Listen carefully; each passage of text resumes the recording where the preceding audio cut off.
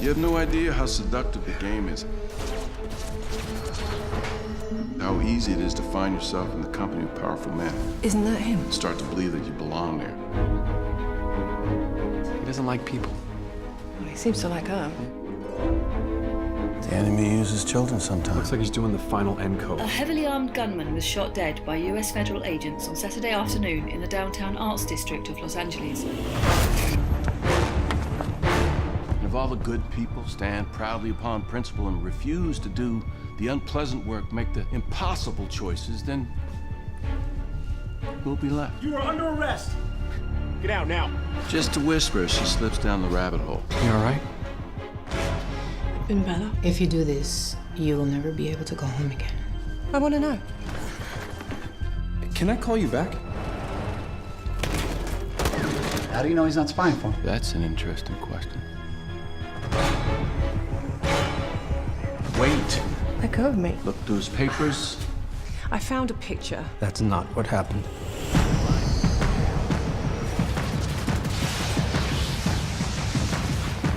Some things matter. Deciding who deserves to die. You're under arrest. I killed him. Because of what he did. You and I were defined in that moment. Lie to cover a mistake or win an election. And you lose yourself. She doesn't need to be involved in this. Prove to me that you're one of the good guys. Give me something. I'm an American. Stop it! Monica, don't move. It's a party now, huh? His name? Daniel Cliff.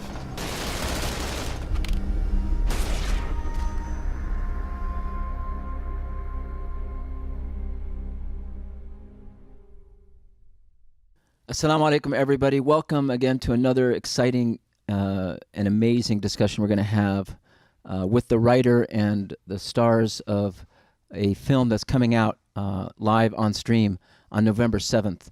It's called Magnum Opus, and it's a story about Desert Storm. And I remember when I was watching Desert Storm, it was on CNN every night, and I think that's how CNN made its name.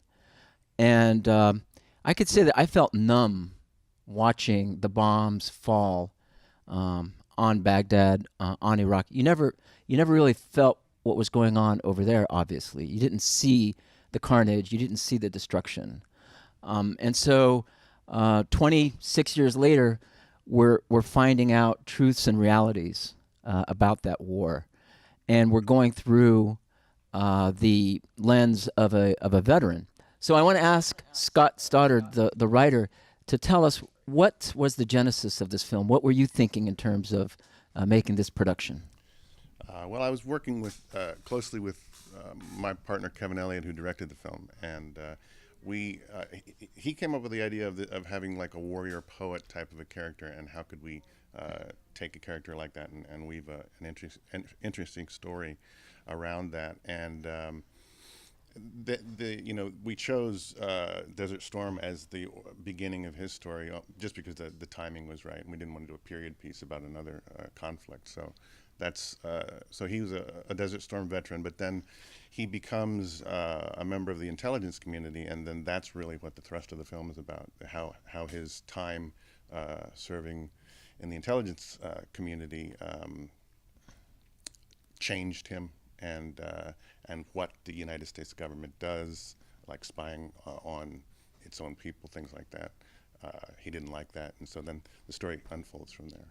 So Scott, I remember at that time I was watching officials from the Bush administration talking about the need to lobby for the war.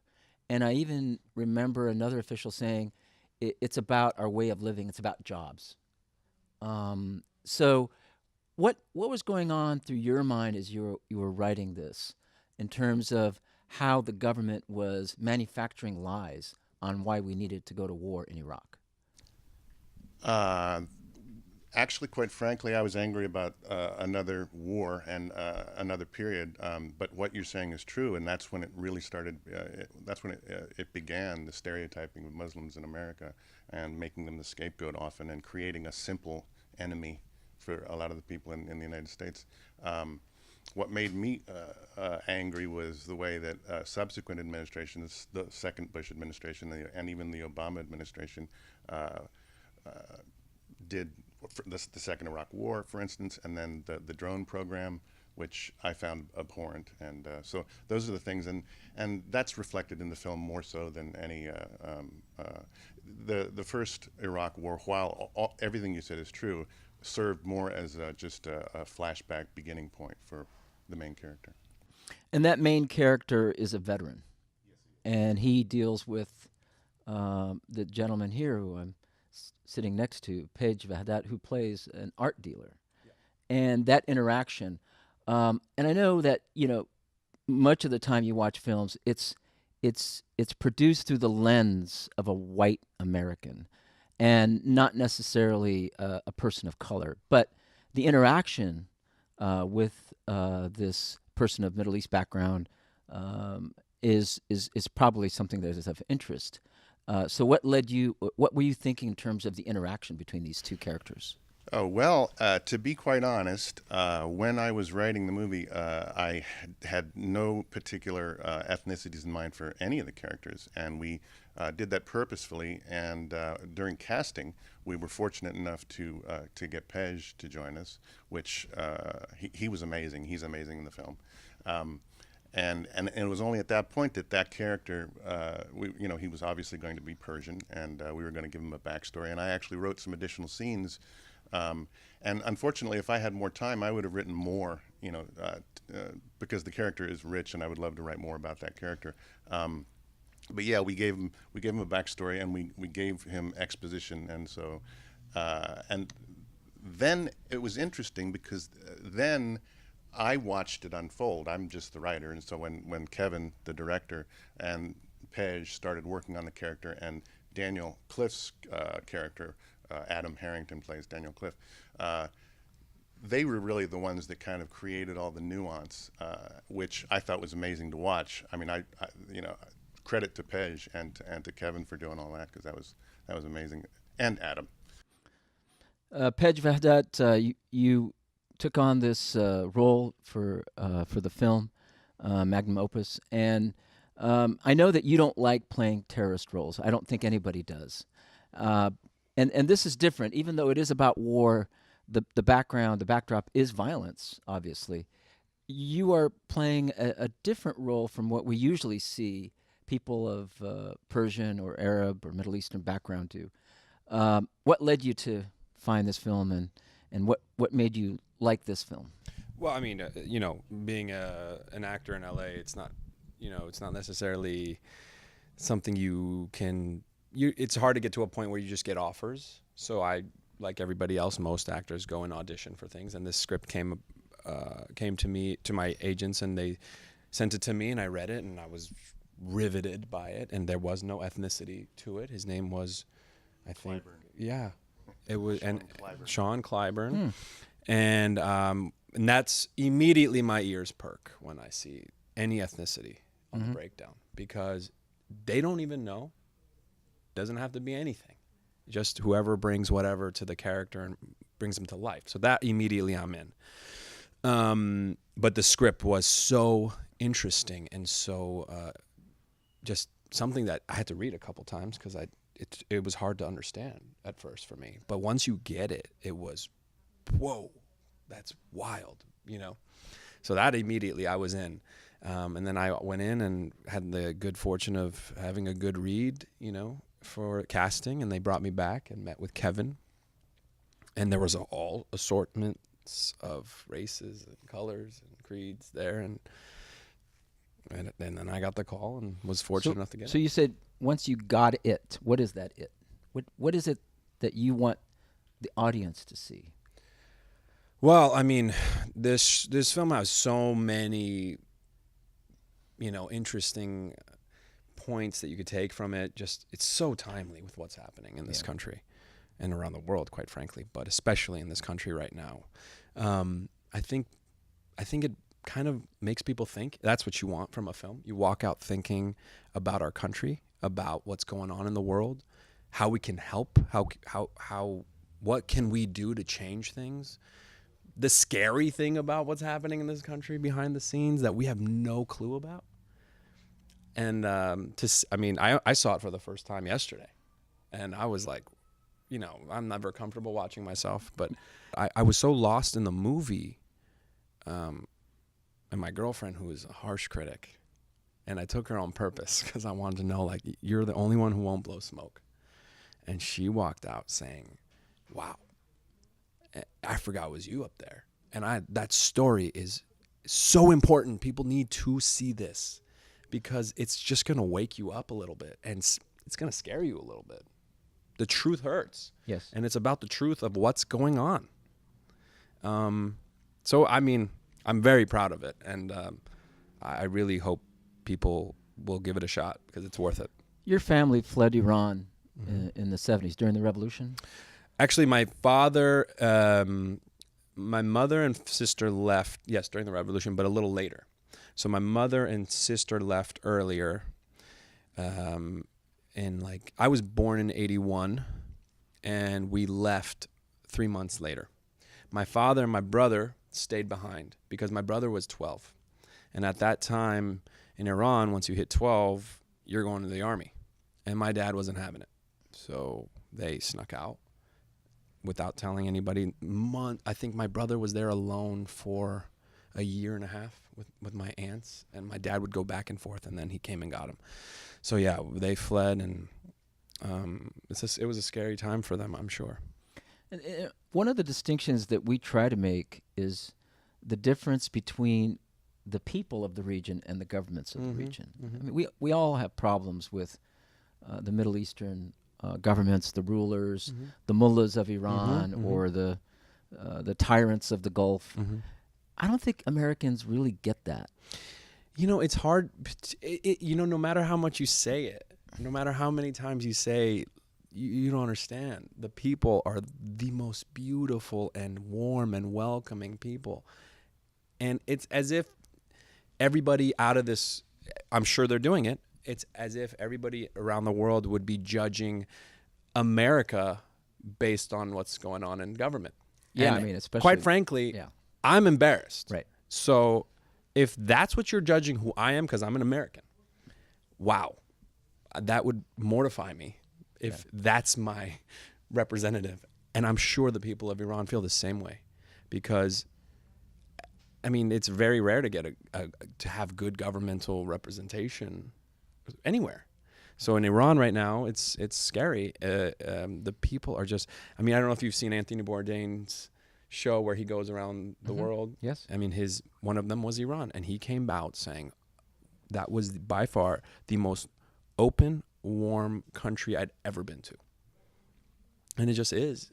People are loving. They want peace. They don't want any of this, you know? I think they want to have a positive, mutually beneficial, prosperous relationship between the Iranian people and the American people. Why not? Exactly. Why not? So if the governments can't figure it out, maybe the people between the Iranian people and the American people, we should figure it out. Well, you know, it goes beyond just Americans, right? It's a matter of, well, if it's a mostly Islamic country, right? So it's a 99% Although I have to say, Shia Muslims. I have to say, can you tell the difference between a Persian Jew and a Persian Muslim? My girlfriend's Persian Jew. So I had no idea there was such a thing. There was no such thing until I moved to Los Angeles. Yeah. And it is exactly. There's zero. Last night we had a Persian Jewish. I was at their engagement party, and there's I defy you to tell me the difference. Right. If you go and tell me who's Jewish and who's Muslim. There's no way. Nothing. Nothing. And that's my point. When you say they want a prosperous relationship with Americans, well, if we're really, truly practicing Islam, right, we want a peaceful relationship with human beings, period. I don't care if you're American, if you're Jewish, if you're Christian, if you're from Israel, if you're from Africa, whatever. Why not? Because that's what it teaches. It's love and peace for everybody. And respect for everybody. It has no difference where you're from. So I think the core of the people in Iran, in their core, and the majority of the people in Iran, that's all they want. They just love it, to be peaceful, live their life, and stop oppressing us. That's it. That's it. Everybody wants to be treated fairly and that's and everywhere. have peace and security. And that's the one thing we can all agree on, right? Majority of people want that. That's it. Scott, back to you. There's a criticism of liberal artists like yourself that they only point to what's wrong with America. Okay. And it's used against work like yours, books and articles, and they call liberal critics as part of the cultural elite, out of touch with mainstream America. Am I part of the Hollywood elite now? Because Yeah, I mean, we'll make you part of that, whatever you want. But how's your response to that demographic? The demographic that is saying we got to go back to what's great about America because everybody's criticizing us too much, and we're not getting a sense of pride in America. Okay. I wouldn't speak directly to that segment of the country because I don't want to start. I don't want to add to the tribalism that's already going on. I think that our president does enough of that for us all, and it's not helpful. But I did in our script. I tried to write a story that was fair, and even though I am liberal, and even though the things that made me angry, I was also one of the characters, the antagonist. I tried to treat very fairly. Robert Cochran is his name, and I don't want to give away too much about the film because I want everybody to go see it. But how would you convince someone who may not necessarily be, so extreme? Well, but it's funny because when Pej was talking, you guys were talking about a Persian Muslim and a Persian Jew, the difference, and I was thinking, well, the same could be said about a Catholic or a Lutheran in New York or something, and that's and to the people in the United States who try to simplify the narrative, I think I would say that that's the problem. I mean, realize that is as true in Iran as it is, in New York City, that you can't judge people by how they look necessarily. You need to get to know them, and if they're loving to you, then be loving back. That's pretty simple, and that's what I would say. Well, you're a very thoughtful person, and I know you don't want people coming out saying, "Oh, this is what you're trying to tell them." You want them coming out trying to think about something. What is it that you want them to think about walking out from that film? Well, it's a conversation that has to continue because it's not a simple conversation. And I of course, I want people to think, yes, it's wrong to judge an entire group of people by the actions of a few radicals.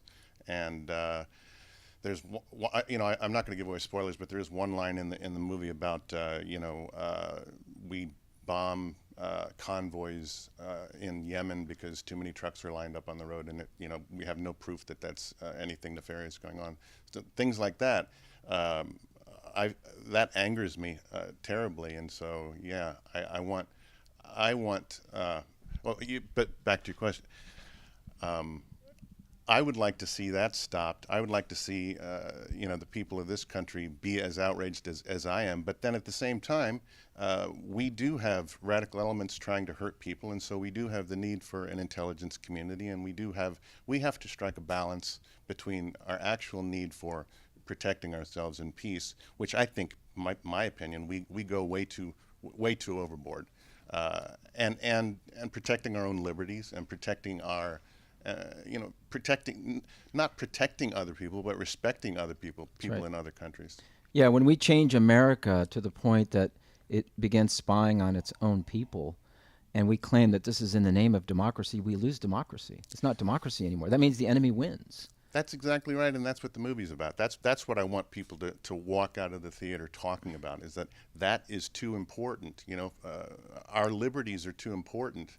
They don't get trumped by the need for our us to feel safe. Pej, I know you're excited about the film.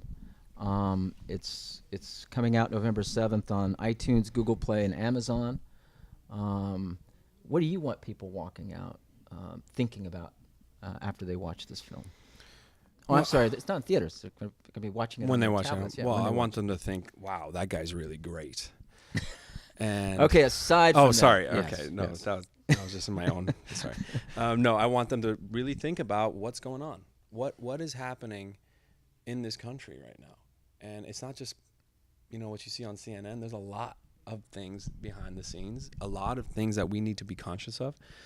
We need to get more aware. We need to get more involved. I want them to think, you know, my character is Iranian American there, but it's not about that.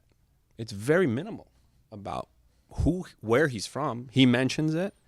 He's proud of it. So basically, we're all Americans who happen to be Christian. That's or right. Jew I mean, or Muslim, who happen to be of Middle Eastern background or of European Exactly. background. I mean, unfortunately, or, you know, we have to, as Muslims right now, it's kind of almost as if we have to, look, he's playing this part and he's playing not a terrorist, right? So let's make sure we know that's a Muslim guy who's a doctor. Oh, great. So it's safe. Right. Part of me is like, yikes, guys, enough already. But at the same time, okay, until that is no longer necessary, I am more than happy to carry that torch and keep educating the rest of this country, the rest of the world, that this is it. And, you know, this film mentions it, doesn't, you know, belabor the point, but it's great, you know, and the part is a pretty awesome role for an actor, period, but an Iranian Muslim American, it's really great. So I want people to see it. I want people to be, you know, excited about that part of it, but which is very important to me. I mean, it's selfish, but that's very important to me. But more so, be wary of what's happening, and really just, you know, once they hit done with the tablet or pause or whatever you watch on VOD, really, I want them to have a conversation with somebody about it. That would be great, and then watch it again. Well, one of the difficult conversations is about the issue of violence and how, you know, I've been to many forums where people need to hear you say, you know, I condemn terrorism before they can even have a conversation with you. Right. I know that's painful, that's a struggle. Do we have to do that for that other side that I was referring to, that demographic? The people on the right tend to be conservative, tend to be white evangelicals. Do we need to engage them, or should we just do our own thing and not worry about them? Wow, that is a tough question. I mean, personally, I think that it's hard to change someone's mind.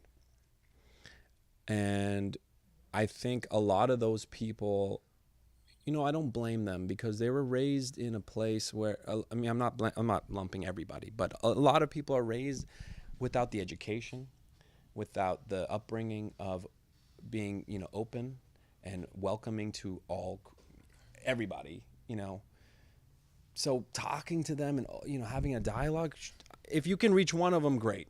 You know, it's worth it, I think. You know, that's my conclusion. It may not happen, but if you can reach one person, then maybe that person changes and that person goes on, and it's just a cycle. So it's better than staying silent and not saying anything. But if you are going to, make sure you do it peacefully, you know, with understanding. You know, arguing and yelling and screaming and violence is not going to get anything done, period.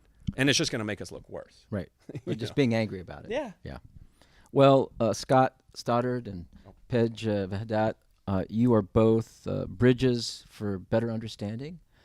And I think also what you're explaining is to have a deeper appreciation for our collective humanity, our common humanity. And whether we're talking about something as difficult as Desert Storm and the Gulf Wars, or everyday American life and how we really are living together in coexistence, and we're demonstrating pluralism, which is a great American value. Yeah. It's still our job, whether through your film or through our work, to do that, to continue with that message. And I'll say one more thing. I don't want to make this a movie about just like, it's another really important thing that you should take from this film is how difficult it is for our troops over there. And it's briefly shown, but it's shown, and we need to understand that, you know, whether we agree with it or not, there are some brave men and women who go there and go all around the world so that we're safe. Right. And I don't care if you're Muslim or Jewish or atheist or anything. We need to understand that is one job I could never do. Right. Nor would I do. Neither would I, yeah. And I respect them immensely. Right. Now, politics aside, whatever.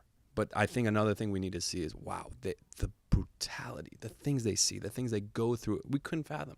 Right. And they come back here, try to live a normal life. I don't know how they do it. I think you're right. I mean, And that's what you should take away from the film as well. is to appreciate our veterans who go out there, 100%. sacrifice their lives for our freedom. For us to be able to sit here and have a conversation without being worried that we're going to get bombed. And I think that, we as we're working for our civil rights, we don't ignore it, but we do take it for granted. 100%. And there's nothing wrong with acknowledging our troops. I don't know why that's become a political thing. How is that possible? How can anyone not be on the same page as God bless them all? Right. Kneel, don't kneel has nothing to do with that. Number one thing I can say, I'm sure we all agree on, they're all heroes. They go and do God's work. It's amazing. I mean, I don't wish war on anybody, but that is something I'm really passionate about because I have a ton of friends who are in the military, Muslim Americans, That's right. Christians, everybody. And I couldn't do it. I don't have it. I can barely drive in LA, let alone go. That's pretty dangerous. You're right. I'm terrified. Yeah. But going to war, no way. Yeah. So that's another thing I just want Well, I not think to that- get brushed under the rug. No, that's a great point to Because end on. Adam Harrington and Clark Johnson do a wonderful job of really bringing to life war. Yeah. And the terrible things they see. Well, one of the things is to understand how these veterans suffer from post-traumatic stress 100%, disorder, and 100%. how we had, I think, I can't remember exactly the number, but it was almost 1,000 suicides a month during that time that was happening among veterans. It's staggering. Ugh. Staggering. Separate them from the policy. We can work for a better policy, but always love and cherish those people who It's the work one for thing our that should freedom. unify us Yeah. beyond anything else. Yeah. Well, Period. I think that's a great way to end this conversation that we could have continued for hours. But I appreciate you coming. Thank you very much. Thank you for having us. Coming on very stage with us, Scott and Pej. Again, the movie is called Magnum. Opus is being released on iTunes, Google Play, and Amazon on November 7th. You have to watch it. It will definitely be a great point of conversation to start with your neighbors, with your community, with your civic leaders. Again, we encourage you to go and download this film. It'll be live streamed on November 7th. Thank you very much. Assalamu alaikum.